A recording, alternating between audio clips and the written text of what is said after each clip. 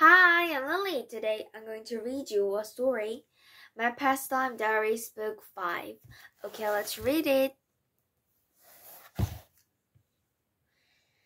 Dear Diary, Piper and Cosmo here. I wish I could say that the weather report has changed, but it hasn't. I've been checking meteorologist Marisol's website every day, and there's not a single flake of snow in the forecast. It's going to be a beautiful sunny week. Without snow, the big annual neighborhood snow person extravaganza, my absolute favorite winter event, will have to be cancelled. My plans for the year intimidate. Snow person are melting away, and Cosmo's first winter won't be as magical as I hoped. Yesterday, I went door to door and delivered the extravaganza announcement snow globes that Cosmo and I made. Everyone liked them, and people kept calling me the neighborhood artist. That's Piper Cleaner. Pipe Cleaner McLean for you, said Danny Fredericks. He gave me the nickname a long time ago because I'm always making something crafty. I went with pipe cleaners. At first, I thought the nickname was kind of annoying, but I like that now. But now I like it. Mr. Harrison loved his snow globe with a pink plastic cactus. He displayed it on his fireplace mantle right away. It feels good to create crafty gifts for people. Even if the extravaganza doesn't happen, at least I made people smile. Besides, this is my winter break. I will not spend it staring out the window or checking the weather report and wishing it would snow. Mom says that's mopping, which basically means pouting. Piper McLean is not a potter.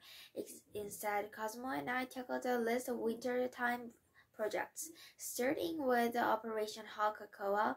Dad was taking a break from writing, and I could hear it in the kitchen, so it was a perfect time to ask for help. I notice sometimes when he takes a break, he makes a cup of tea. He says that when he's feeling stuck, it helps to just sit with a hot cup and daydream. Of course, it is drinking time, so why not make it hot cocoa drinking time? It just might lead to some sweet results. If you ask me, hot cocoa is an essential drink when it's cold outside, but I'm allergic to dairy, so I can't use cow milk, and water just makes it tasty. Well, watery. So I used oat milk and coconut whipped cream. It was so creamy and delicious.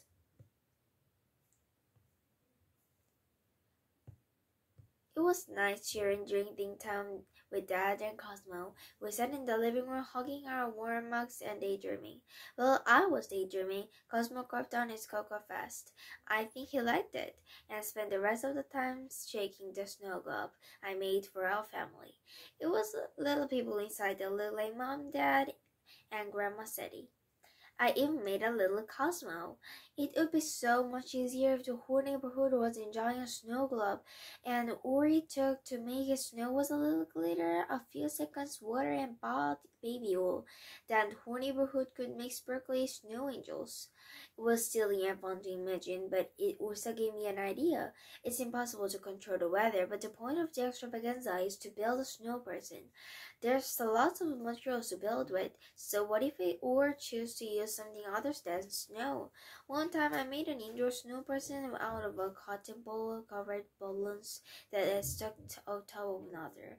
And our entire neighborhood could get extra creative and use whatever materials they have so we don't have to cancel the extravaganza.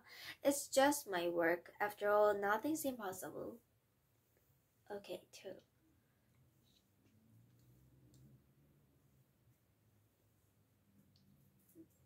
Dear Diary.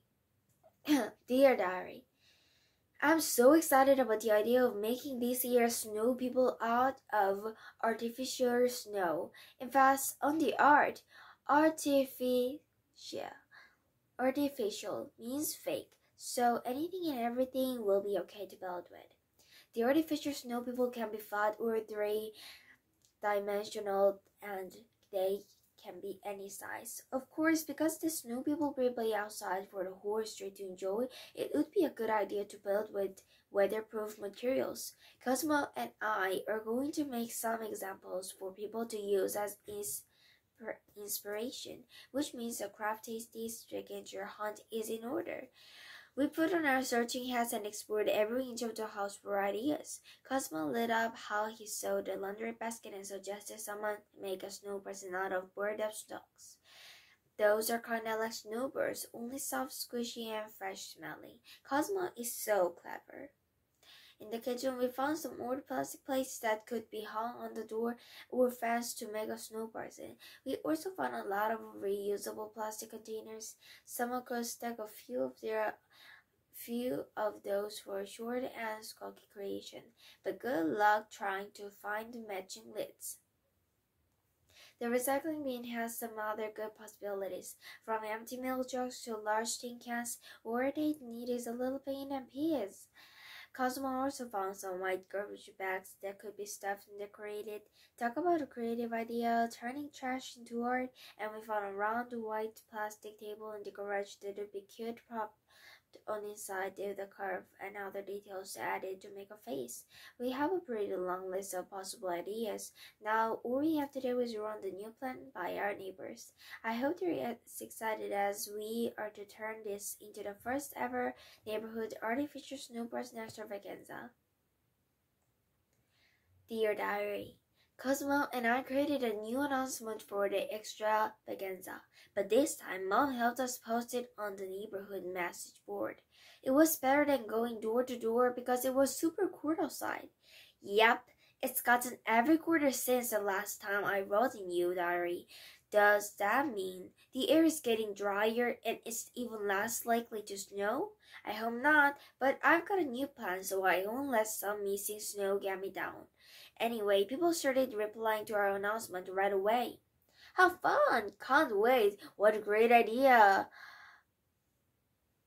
Okay. Everyone's wheels were definitely turning. That's how Mrs. Levin describes it when we're deep in doubt about our science projects. But can you imagine if we really had wheels in our heads that would turn like squeaky ears that we're thinking? That would be so noisy. Anyway, I realized that I'd been so busy putting together a list of ideas for everyone else, I hadn't even thought about what I'd use to create my snow person. It was time to get my own craft on. Although I liked the idea of using objects I could find around the house, I wanted to create something that really looked like snow. Then I could stick to my original design. I knew this was going to take some experimenting, and I love experimenting. Luckily, Mom was at the kitchen table reading, so she could supervise while I got to right to work. I had a feeling things were going to really messy. I had already used a computer to research some ways to make fake snowflakes, or as I like to call them, snowfakes. Get it? The first recipe I found used paper towels shredded into tiny pieces. Cosmo liked helping with the shredding. You had to use a blender to combine the paper towel pieces with baking soda and a few drops of water, so I guess Mom will help with that part. The recipe that after blending, you could just mix things up with a for create a snowy texture, but it didn't feel like snow at all, or so I couldn't get in from to form a bowl. It was way too crumbly. So the experiment was fun, but I needed to try something else. The next recipe I tried used flour, cornstarch, and baby oil. I even added some silver glitter so it would sparkle in the sun like real snow. This version felt nice to run my fingers through, but it was too dry to stick together, so that wasn't going to work. One of the recipes I found used liquid starch and snowflakes, but since we didn't have either of those, I used the liquid laundry soap and powdered laundry soap instead. It was soapy and sticky. There was no way I was going to be able to scrub with it, but Mom said that she can still wash clothing with it, so it wasn't a total waste. Even the version I made with baking soda and shaving cream, which was supposed to be moldable like clay, turned out to be crumbly. It was super frustrating. I wanted to give up. Grandma said it says that everyone gets frustrated. It's part of the process of creating. What's most important is that we keep trying. That's called persistence. She said that even the scientists at Astroblast Explorers, that's where she works, sometimes struggle and make mistakes. One time they set off on a mission and went in a totally wrong direction. Can you imagine that? I mean, there are no good signs in outer space, so I guess it makes sense that you could take a wrong way, wrong turn in somewhere. After dinner, I'll get back to it, but right now, my brain could use some fuel. It's been working extra hard. Dear Larry, it's amazing how taking a break from a creative problem can help you get unstuck. After spending a really frustrating afternoon making a bunch of versions of fake snow that didn't work, I cleaned up the kitchen and helped Dad dinner get ready. Well, we were having a beef stew, which had been simmering in the slow cooker all day long. We needed to do was make the mashed potatoes. We make them with vegetable stock instead of butter and milk, so they're dairy free and I can eat them.